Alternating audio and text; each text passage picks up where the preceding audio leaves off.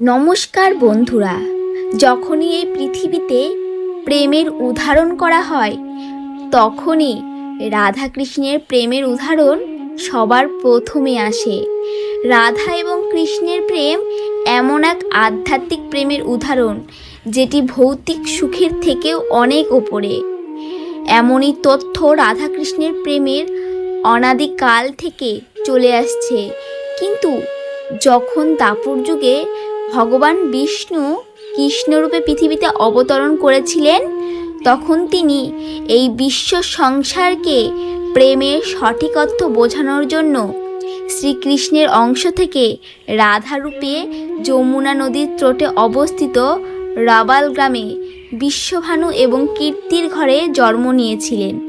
এবং জন্মের সাথে সাথে রাধারানী এবং শ্রীকৃষ্ণের প্রেমের কাহিনী শুরু হয়ে যায়।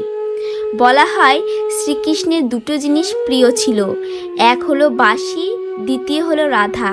কিন্তু অধিকাংশ মানুষ জানে না যে রাধারানীর মৃত্যু কিভাবে হয়েছিল আর কেনই বা শ্রীকৃষ্ণ তার প্রিয় বাঁশি ভেঙে ফেলেছিল। নমস্কার বন্ধুরা, সূর্য মোটিভেশনে সকলকে জানাই স্বাগত। যে সকল বন্ধু আমার চ্যানেল নতুন তারা চ্যানেলটি সাবস্ক্রাইব করে পাশে থাকবে এই রকমই ভিডিও সবার আগে দেখার জন্য। তো বন্ধুরা, বলা হয় যে রাধারানী জন্ম থেকেই অন্ধ, কারণ তিনি স্বর্গ থেকে এক প্রতিজ্ঞা নিয়ে পৃথিবীতে এসেছিলেন যে তিনি প্রথমেই শ্রীকৃষ্ণকে সবার প্রথমে দেখবে, তা না হলে সে কখনোই চোখ খুলবে না।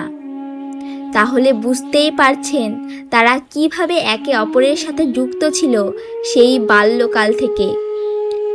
ভগবান শ্রীকৃষ্ণের দুটি সবথেকে প্রিয় বিষয় ছিল, এক হলো রাধারানী আর তার প্রিয় বাঁশি।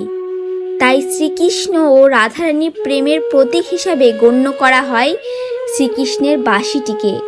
যখন শ্রীকৃষ্ণ বাঁশি বাজাতেন তখন রাধারানী সেই বাঁশির সুরে ছুটে আসতেন শ্রীকৃষ্ণের কাছে এবং ঘন্টার পর ঘন্টা সেই বাঁশির ধ্বনিতে মগ্ন হয়ে থাকতেন। তারপরে ভগবান শ্রীকৃষ্ণ বৃন্দাবন ছেড়ে যখন মথুরাতে কংসকে বধ করেন, তখন তার মাতা পিতাকে নিয়ে যমুনা নদীর তটে একটি নগর বানায় যার নাম দ্বারকা নগর। তাই ভগবান শ্রীকৃষ্ণকে দ্বারকাধীশ বলা হয়। তো শ্রীকৃষ্ণ সেখানে বিবাহ করেন। শ্রীকৃষ্ণের 8 জন পত্নী ছিল। এদিকে তারপরে বৃন্দাবনে রাধারানী শ্রীকৃষ্ণের ভক্তির সাথে জীবন অতিবাহিত করতে লাগলো। এবং এটা বলা হয়ে থাকে যে যাদব পুত্র আয়ানের সাথে তার বিবাহ সম্পূর্ণ হয়েছিল। আয়ানকে ঋষি দধিজা অভিশাপ দিয়েছিলেন যে তিনি রাধারানীকে স্পর্শ করলে তখনই তিনি ভস্ম হয়ে যাবে। এর ফলস্বরূপ শ্রী রাধারানী বিবাহের পরেও শ্রীকৃষ্ণের সাথে স্বতন্ত্রতাপূর্বক দূরত্ব থাকতে সক্ষম হয়েছিলেন। এর বেশ কয়েক বছর পরে শ্রী রাধারানী যখন তার বিবাহ জীবন সম্পূর্ণ করে ফেলেন এবং যখন তিনি তার সমস্ত দায়িত্ব থেকে মুক্ত হয়ে যান, তখন ভগবান শ্রীকৃষ্ণর সাথে মিলিত হতে তিনি দ্বারকায় আসেন। শ্রীকৃষ্ণ ছাড়া দ্বারকায় রাধারানীকে কেউ চিনতে পারে না। এরপরে রাধারানী শ্রীকৃষ্ণের মহলেই থাকতে শুরু করে দেয় এবং শ্রীকৃষ্ণ রাধাকে মহলে একজন দেবীর মতোই রেখে দিয়েছিল। সেই জন্য রাধারানী তখন শ্রীকৃষ্ণের সাথে প্রেমপূর্বক বার্তালাপ করতে পারতেন।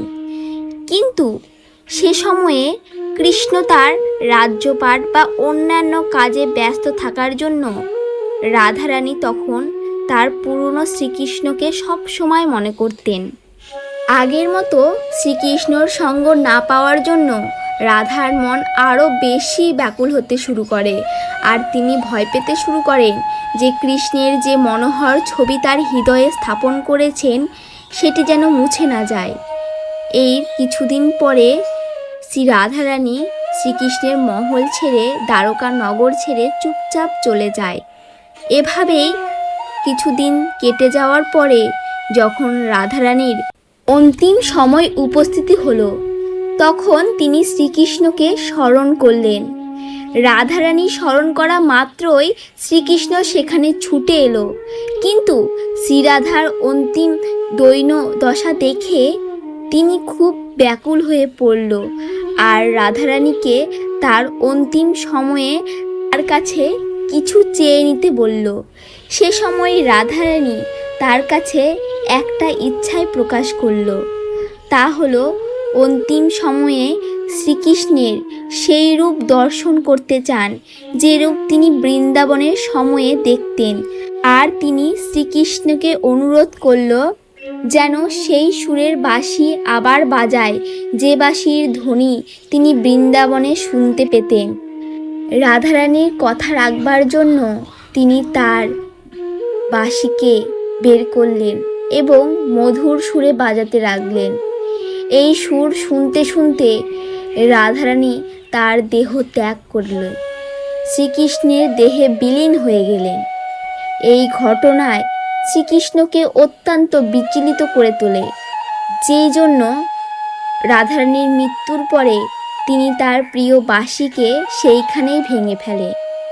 বন্ধুরা, এভাবেই শ্রীকৃষ্ণ রাধারানীর মৃত্যুর পর তার প্রিয় বাঁশিটিকে সেখানেই ভেঙে ফেলে।